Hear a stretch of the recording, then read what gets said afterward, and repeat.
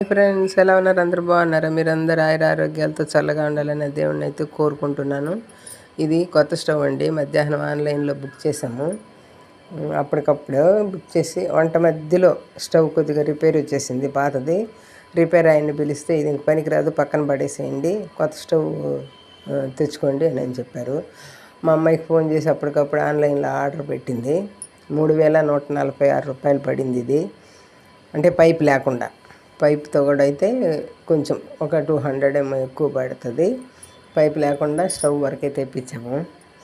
ఇది అప్పటికప్పుడు ఇంకేం పెద్దగా లేకుండా అంత పసుపు రాసేసి, వంట అంత మధ్యలో, అన్నం రైస్ మధ్యలో ఉంది, పప్పు అంతా వంటలంతా మధ్యలో ఉన్నాయి కాబట్టి తొందరగా రాసేసి కానిచ్చేసాను వంట. పాత స్టవ్ చూపిస్తాను. ఇది warranty card, 2 years warranty card. ఇది పాత స్టవ్ అండి.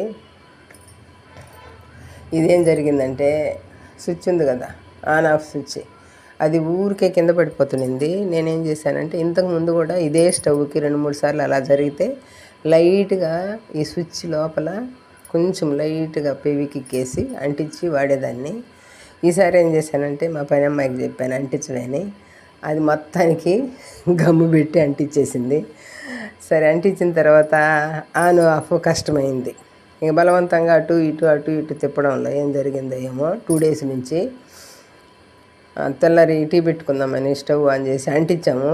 ఒక 10 నిమిషాలు జరిగిన తర్వాత మంట స్విచ్ వెనక నుంచి ముందుకు బరిగెత్తేస్తుంది. ఇలా మన మీదకి వచ్చేస్తుంది. మనం అక్కడ నిల్చుకుంటే మన మీదకి వచ్చేస్తుంది మంట.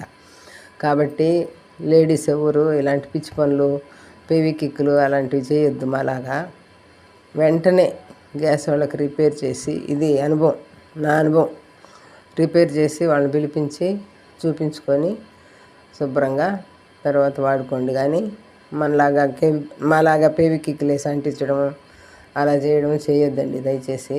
చాలా డేంజర్ లాగా ఉంది.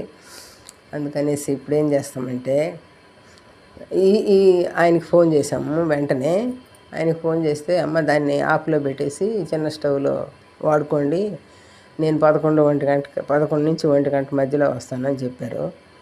సరే, ఏదో భయంగా అట్ట వంట కానిచ్చాము. సరే, ఈ లోపల మా అమ్మాయి వచ్చింది, స్టవ్ వచ్చింది, మా అమ్మాయి వచ్చింది. ఆన్లైన్లో బుక్ చేస్తే 10-15 minutesలో తీసుకొచ్చి ఇచ్చేశారు స్టవ్.